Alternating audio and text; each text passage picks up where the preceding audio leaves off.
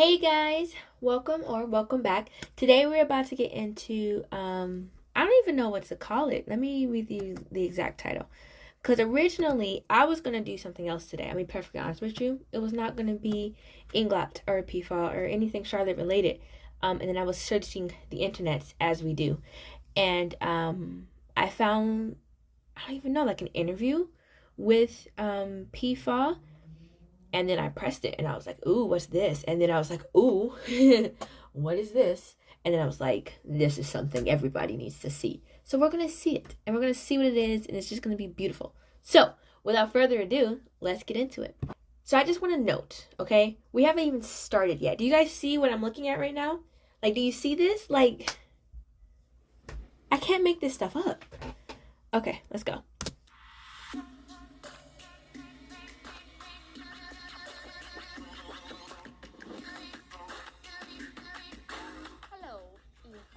Hello. Hello, friend. Ooh, I'm getting dizzy. There we go. Ooh, I like the way that ties. ก็แฮปปี้นะหายตื่นเต้นหรือยังไม่หายเพราะเราไม่รู้ไงว่าแบบแขกรับเชิญจะเป็นใครนี่มันยากตรงนี้แหละก่อนที่จะมาออก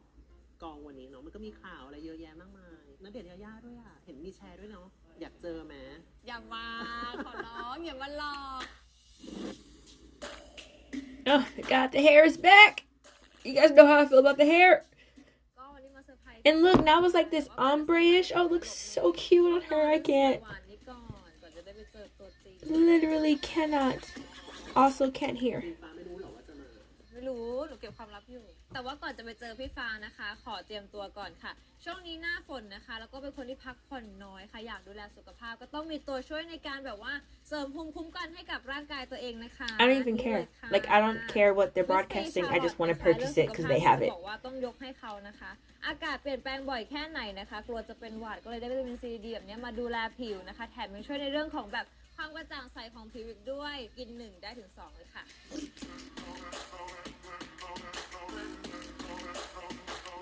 จะบอกว่าวิธีการทานก็ง่ายมาก I love what she's wearing. That little orange heart. นะคะทาน1 ถึง 2 ซองก่อนนอนหรือว่าแล้วแต่อยากจะทานตัวไหนก็ทานนะคะ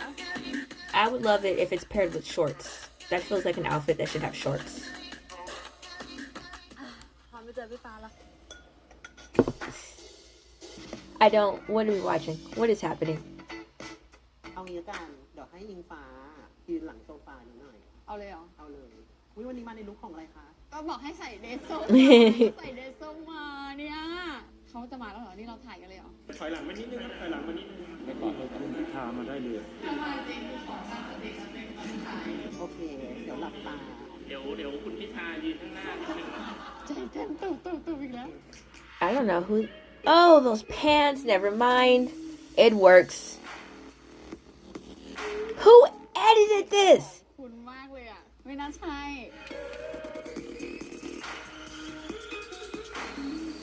Hello อิงฟ้า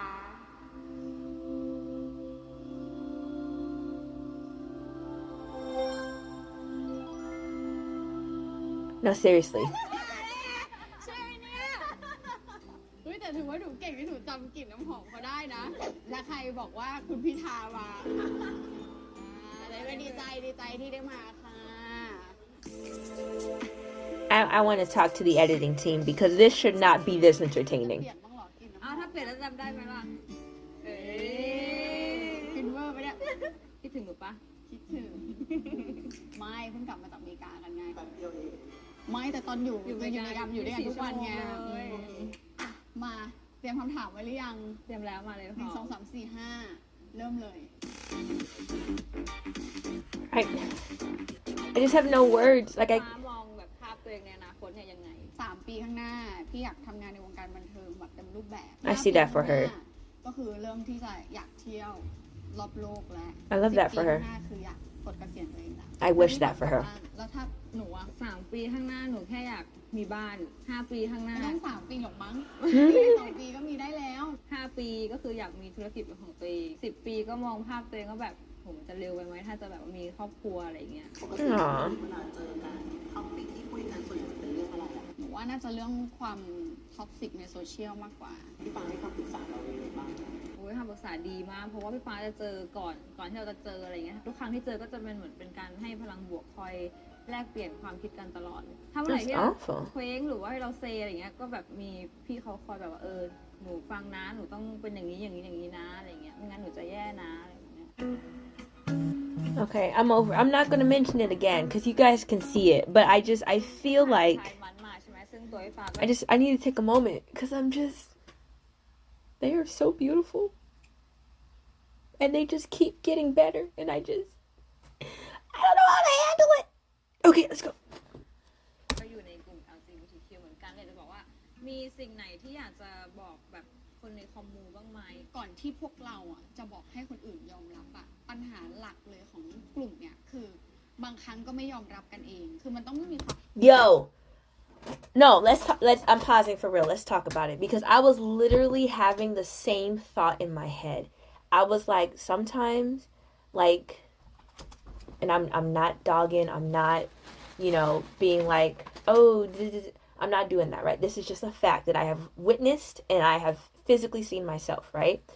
Is the LGBTQIA community sometimes, and honestly, it's every community. You can have some people who are totally open and totally like accepting of everybody, no judgment,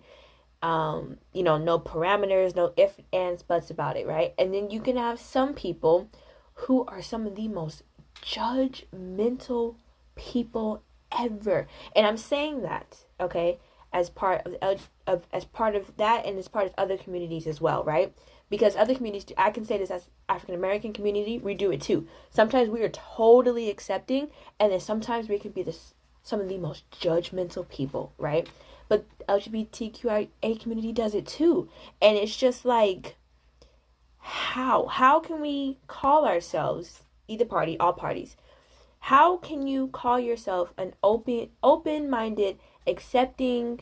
individual and then quantify what you're going to accept, right? You can't be like, oh, I'm going to accept everybody, but then like, because like some people in the community, right, they don't accept bi as part of the community, right? And so they're like, oh, you need to accept me as I am. You need to, there's no judgment, and I like who I like, and love is love, and all this other stuff. And then just going to go around the corner and be like, bi people, you can't like both. It's one or the other. Pick one. I'm like, dude. Right? And it's like, it causes me so much frustration, right? Because it is hard enough to be a part of a minority community. And granted, LGBTQIA, it's growing, but it's still considered a minority group, right? So how can you be a part of a minority group knowing the struggles, the trials, and the tribulations that people, you yourself, and people in the community have to go through, and then on the other side be judging? Like, me personally,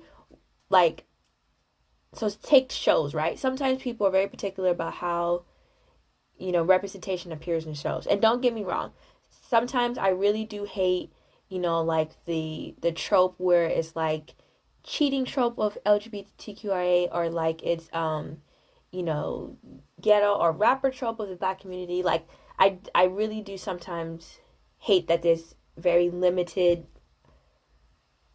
I don't know, like types that we show in media, specifically Hollywood media. And so I get the frustration, don't get me wrong, but sometimes I'm like, not that we need to accept what is given to us, but I feel like we need to not dog the people who are taking the opportunities to do what they're doing, right? So like I was watching Heartthrobbers, I think this was called, on Netflix, and I can't remember his name right now, but the main guy on the show who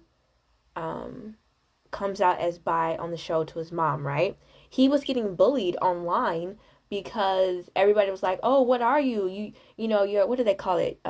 When you're like faking being part of the community just to sell or whatever, and this and that. And they forced this 18-year-old to come out when he wasn't like ready to do that yet. And I'm just like, how can we call ourselves an accepting community, a community of openness,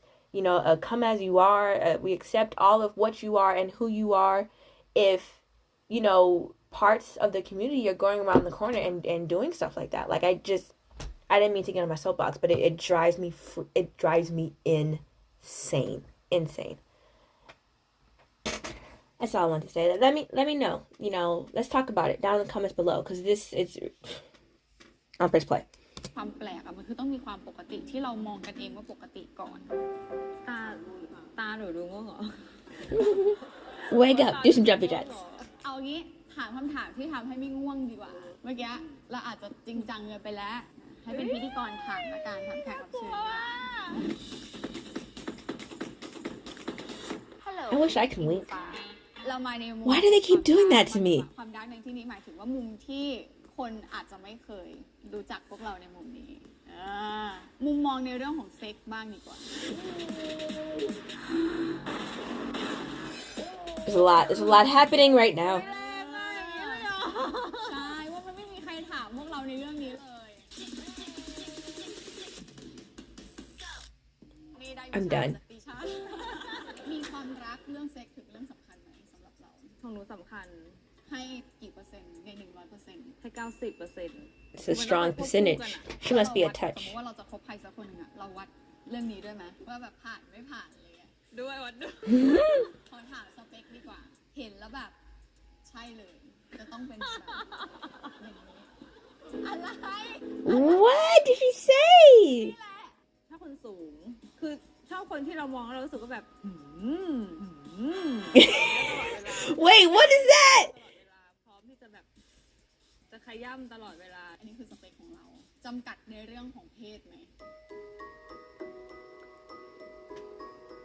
ยังตอบไม่ได้อะถ้ายังไม่เคยแบบไม่เคยลองอะเข้าใจปะมันยังตอบไม่ได้ถ้ามันไม่เคยลองอะ ใช่หรือพูดว่างั้นก็ลองดิ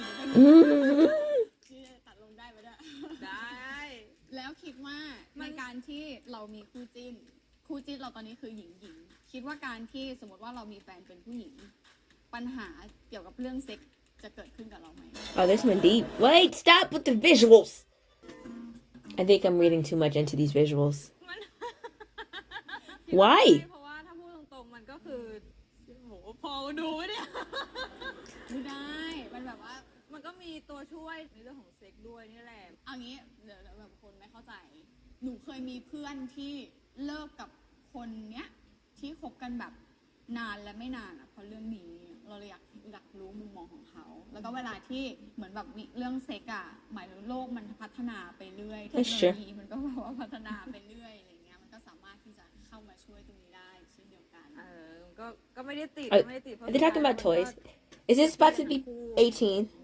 ตื่นเลยเห็นไหมล่ะ เห็นยัง ตื่นแล้วเนี่ย เราถามไม่ได้ที่สุดตั้งแต่ออกรายการมาเลยนะ ตื่นเลย แล้วของพี่ฟ้า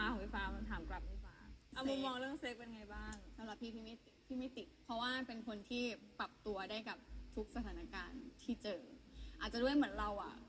คบมาหลากหลายทางเพศแล้วจริงๆ แล้วเราก็เห็นว่าโอเคแบบว่า ถ้าเราคบเพศนี้เป็นยังไง แต่พี่จะไม่ได้จัดคนที่รูปร่างนะ หมายถึงว่าไม่ว่าจะเป็นเพศอะไรก็ตาม แต่ถ้าวันนี้ฟีลลิ่งเราเป็นแบบนี้มันก็จะเข้าหาแบบนี้ถ้าฟีลลิ่งเราเป็นแบบนี้เราก็จะเข้าหาแบบนี้อะไรอย่างเงี้ยก็เลยไม่ติด แต่ถ้าให้คะแนนเซ็กตัวเองก็ให้100 I knew it. I knew it. Hello อิงฟ้า I'm done. ระหว่างคนที่จีบเรากับคนที่เราจีบเราชอบแบบไหนมากกว่า เราจีบเขาเพราะเรารู้สึกว่าเรามีความรู้สึกดีๆให้กับเขาอะไรเงี้ยคือถ้าเป็น I ค don't น think ที่ I understood. เขามาจีบเรารู้สึกว่าเขารักเราจริงหรือเปล่าเรายังไม่รู้เลย แต่ถ้าเป็นเราไปจีบเขาเรารู้จุดประสงค์เป้าหมายแน่ชัดของเราว่าเราชอบนะแม้ว่ามันจะอาจจะไม่ได้สมหวังก็ตามแต่ Okay, so I think it's asking, would you rather be the person liked or the person liking? If I'm understanding correctly. คืออย่างน้อยขอลองก่อนอะไรเงี้ย เป็นคนที่คบใครเราคบได้นานปะ นานนะ2 ปีนานปะ ไม่ค่อยนานเท่าไหร่ ยังไม่เคยคบใครเกินแบบ3 ปีอะไม่เขานอกใจก็เรานอกใจ แต่ส่วนมากจะเป็นเรานอกใจมากกว่า แต่เราไม่ชอบคนนอกใจนะพอเราลองมองย้อนกลับมา เราก็ไม่ได้ชอบคนนอกใจแล้วทำไมเราถึงทำ มีคำถามจะถามบ้างไหมเนี่ยโอ้โห จะถามเหมือนกันว่าเคยมีเหตุการณ์ที่รถไฟชนกันบ้างไหม ไม่มีเป็นคนที่ถ้าเล็งแล้วคือเล็งแบบพุ่งไปเลย คนเดียวก็เลยเจ็บเยอะเจ็บหนักเจ็บจริง เพราะว่าไม่มีสำรองก็เลยกลายเป็นคนที่ขับไฟเดย์ Oh, poor baby. ย่อยพี่ชอบ จริงเหรอจริงปะเนี่ย ใช่พี่อะเป็นคนบูชาความรัก ไม่รู้ว่าคนอื่นอะช ใช้ชีวิตกันยังไงแต่หนูว่าใช้ชีวิตดำเนินในแต่ละวันไปด้วยความรักยิ่งเราทำงานเยอะในทุกๆวันเจอเรื่องนู่น Why is she looking like they've never had this type of conversation? Not never had, but it's like she's learning new information about her. Granted, it's possible. You learn something new about your friends all the time, even 2, 4, 7, 8, 13 years down the line. I get it, but I don't know. It's something about her facial expression. She could be acting. Or she could just be actively listening, which is why she has that expression. But it's just, I don't know. It's this feeling that I'm getting. I love it, but it's interesting. นี่นั่นนะก็จะชอบมีคอมฟอร์ตโซนของตัวเองก็คือใครสักคนหนึ่งที่เราสามารถที่จะเล่าให้ฟังได้วันนี้เจออะไรหรือแค่มองตาก็สามารถที่จะแบบรับรู้ได้ว่าเฮ้ยวันนี้เหนื่อย Oh my god, I love that. เมื่อก่อนแล้วเป็นคนที่ติดสกินชิปมากก็มองว่าเหมือนที่ป้าห้ามมีแฟน7 ปีอะมองว่ามันเป็นไปได้ยากมากๆสำหรับเรานะก็คงแบบใหญ่ขึ้นอะถ้าถึงเวลานั้น7 ปีบวกไปดิตอนนี้เท่าไหร่28 35 36มันไม่ไหวไงแต่ตอนนี้ไม่ได้รีบเพราะว่ารู้สึกว่าสนุกกับการทำงานกับการที่ได้เจอคนได้นู่นนี่นั่นอะไรเงี้ยหนูอะมุมมองความรักตัวเองสำหรับหนูมองแค่ว่าอยากได้คนที่แบบสบายใจที่จะอยู่ด้วยในทุกๆวันอะไรเงี้ยคอยแบบว่าคอยสอนกันคอยเตือนกันได้อะไรเงี้ยแต่ขอให้รู้ว่าทุกครั้งที่ทะเลาะกันก็คือจะไม่ปล่อยมือออกจากกันถ้าในอนาคตถ้ามีจริงๆขอให้เขารับหน้าที่ของเราได้ด้วยเหมือนกันในจุดๆนี้อะไรเงี้ยOkay. It's not her face. It's the editing. The editing is making me feel emotions.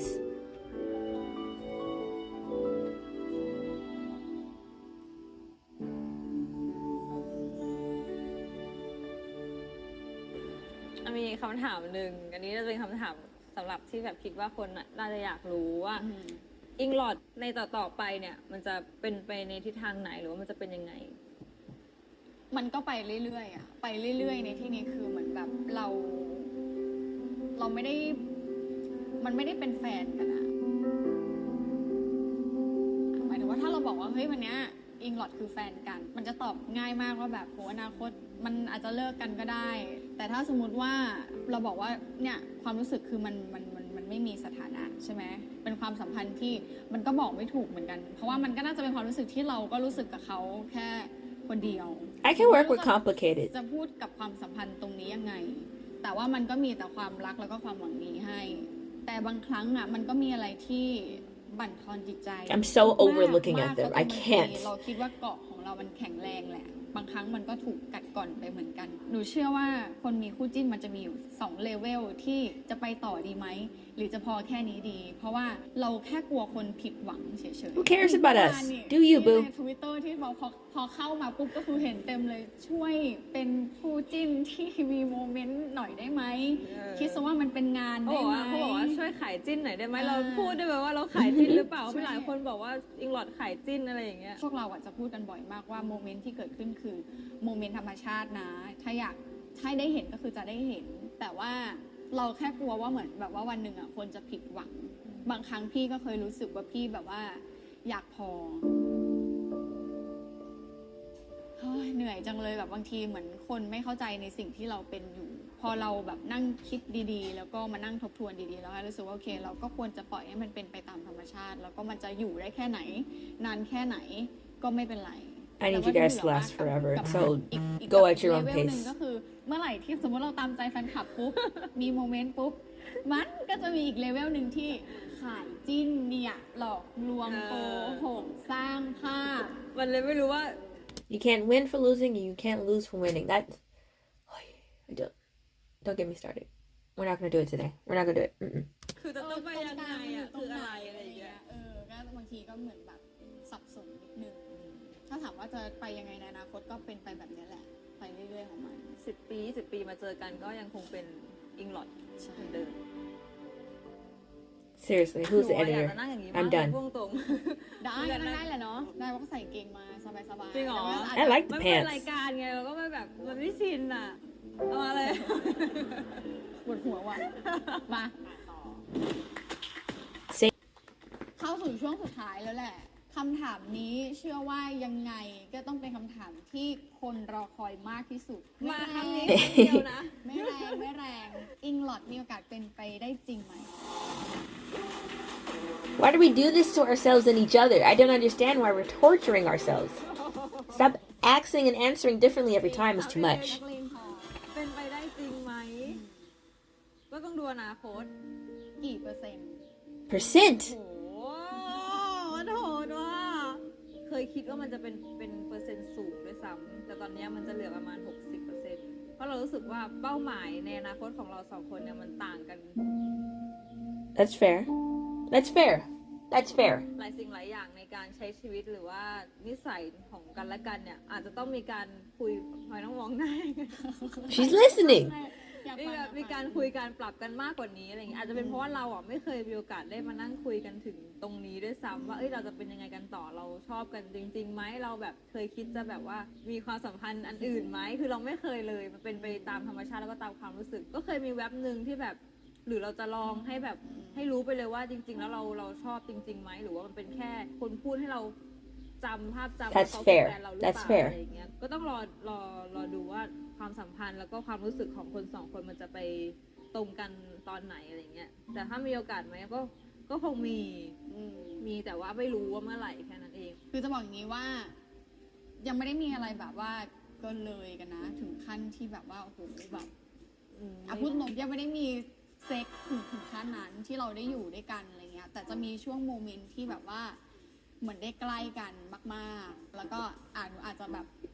เมาอะไรเงี้ย What is happening? ได้เข้าไปใกล้นิดนึง เมื่อไหร่ ได้เข้าไปใกล้นิดนึงนั่นแหละก็เลยจะบอกว่า What is happening? ที่จะเป็นไปได้อิงลอดหรือว่าไม่ได้เป็นอย่างที่น้องบอกอยู่ที่อนาคตวันนี้เหมือนต้องปล่อยให้พวกเราเติบโตแล้วก็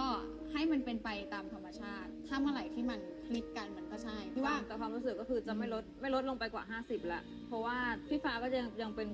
คนนั้นของหนูเสมอจะไม่มีใครมาแบบอันนี้ได้ รู้สึกแบบนี้จะรักแบบนี้จะเป็นห่วงคอยดูแลอย่างเงี้ยกับแค่คนนี้คนเดียวเท่านั้นจะไม่มีแบบคนอื่นก็แล้วแต่อนาคตมันจะเป็นไปในทิศทางไหนอะไรเงี้ย ยิ้มหวานกันแล้วเนี่ยชิปเปอร์อะยิ้มหวานแล้วเนี่ย We're not. But this is already information we had, so. ก่อนที่จะจบรายการไปอยากถามว่าต้องแต่งตัวส้มมาขนาดนี้เนาะพี่คิดว่าคุณพิธาจะมาพูดมาเลย I like it. ขอพื้นที่หน่อยได้ไหม ให้เขาขายของละกัน ก็เดี๋ยวไปเจอกันบนห้อง อ่ะโอเคห้องไหน ห้องนอน อ่ะได้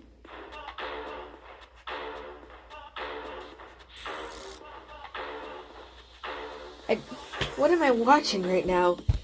วันนี้ชามาเยือนรายการพี่ฟ้าทั้งทีนะคะ ก็เลยแวะเอาเคล็ดลับผิวสวยของชามาฝากแฟนๆรายการอิงฟ้ามาหานะเธอซะหน่อยค่ะ นี่เลยค่ะ W with C นะคะของวิงไว้นั่นเองค่ะ หลายคนอาจจะเคยได้ยิน This was them นะคะ just ว่า talking. นี่คือวิ C ชาร์ลอตมีส่วนผสมจากสารสกัดจากธรรมชาติ 100% เลยค่ะ ไม่ว่าจะเป็นตัวผงส้มแมนดารินก็นำเข้ามาจากญี่ปุ่นนะคะ ตัวนี้เนี่ยช่วยในเรื่องของผิวกระจ่างใสลดการเกิดเม็ดสีเมลาโทนินช่วยลดจุดด่างดำและริ้วรอยค่ะสารสกัดจากมะเขือเทศนะคะ ตัวนี้นำเข้าจาก UK ค่ะสามารถดูดซึมเข้าสู่ร่างกายได้สูงกว่าไลโคปีนจากมะเขือเทศสดถึง 240% เลยนะคะบำรุงผิวพรรณให้แข็งแรง It's ชะลอการ orange เกิดริ้วร tomato อยป juice? กป้องผิวจากแสงแดดและยังไม่หมดนะคะยังมี Green Acerola Cherry Extract นะคะที่มีวิตามินซีสูงมากๆแถมดูดซึมได้ดีเลยค่ะ ตัวนี้นะคะมีสารสกัดจากผลส้มแดงนะคะหรือถ้าผิวขาวก็คือจะมีแอลกลู That's ตา gonna have a โทน taste.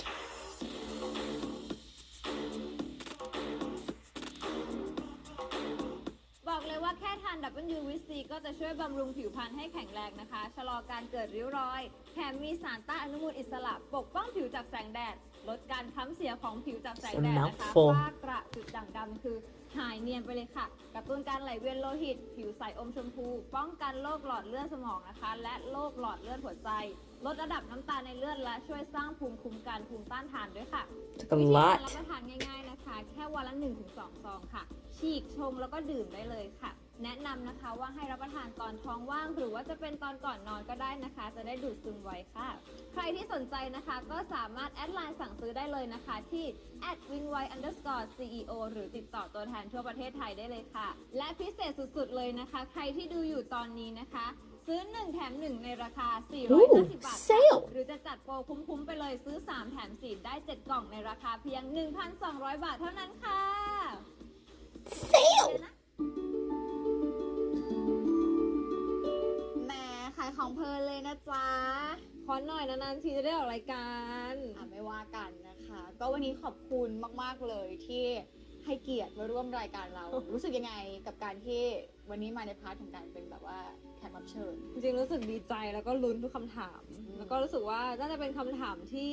คือไม่เคยมีใครเคยถามมาก่อน แล้วก็ทำให้แบบหลายๆคนได้รู้จักเรามากขึ้น ก็เชื่อว่าวันนี้คนน่าจะได้รู้จักชาร์ลอตต์ออสติน I know everybody more today นะคะก็ขอบคุณมากๆที่เป็นเกียรตินะคะ ฝากทุกคนนะคะกดไลค์นะคะกดแชร์กด subscribe แล้วก็กดกระดิ่งกิ้งกิ้งกิ้งกิ้งให้ด้วยนะคะ ไปลุ้นกันจ้าว่า EP ต่อไปอิงฟ้ามหานะเธอจะเป็นใครนะจ๊ะ Oh, that answers that question.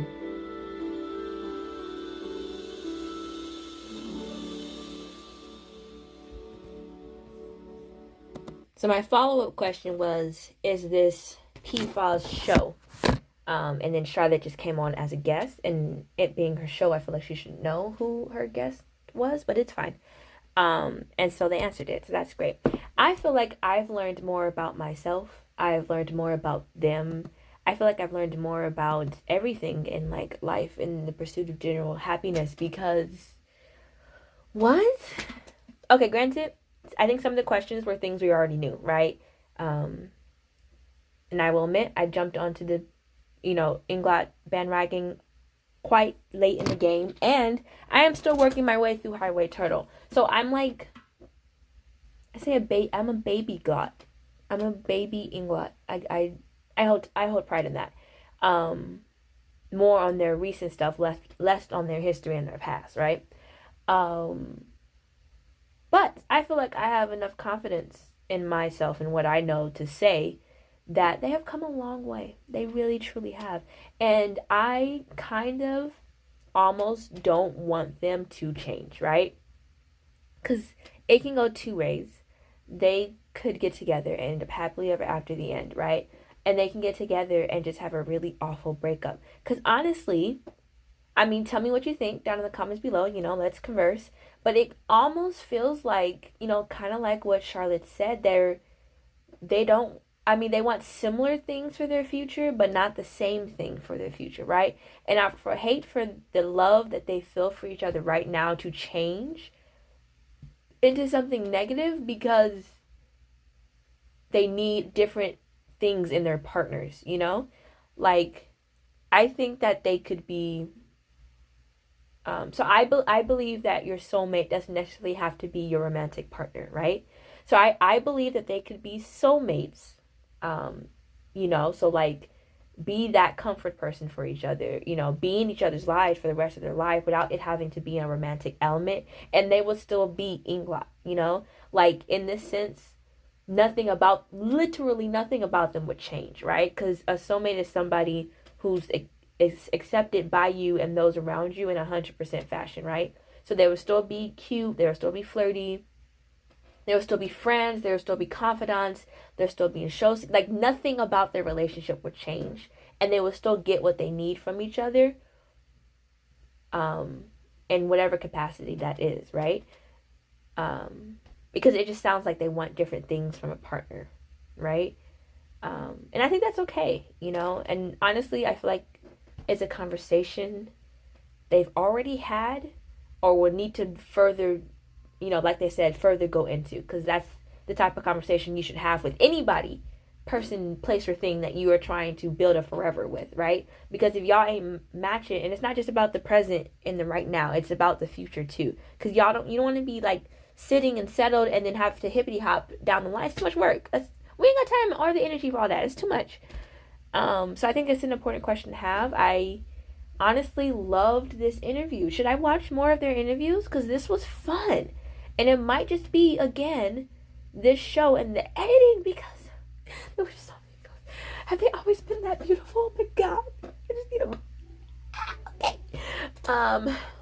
No, but it was fun. And I loved the orange. The orange was fun. I know they were doing the orange because of her orange drink, which... It feels like an orange tomato tea juice thing. I don't know. Someone's gonna have to try it and tell me how it tastes, because I am not a fan of tomatoes. Don't like them. But I like ketchup. So I don't really know how that works, the science behind it, but that's just what I'm feeling. But yeah, I would love to hear about your thoughts, your comments, your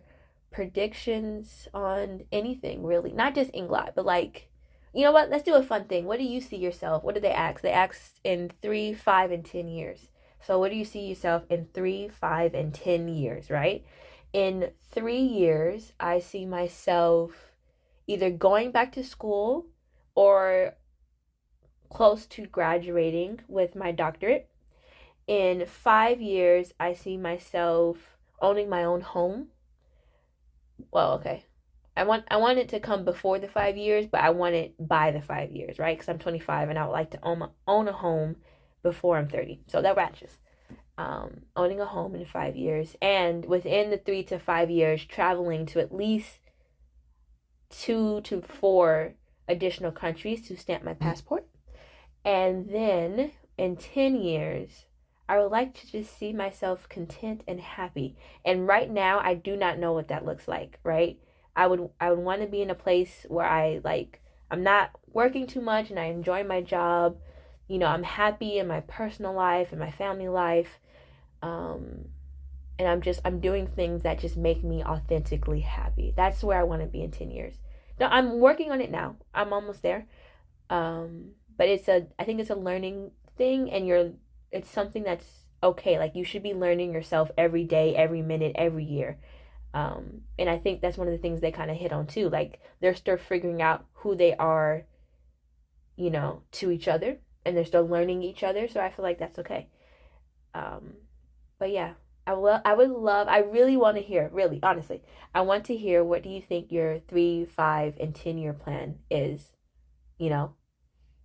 I think that would be a fun conversation. Anyway, that's all for me. Thank you for watching. I hope you guys enjoyed this video, and I will see you guys next time.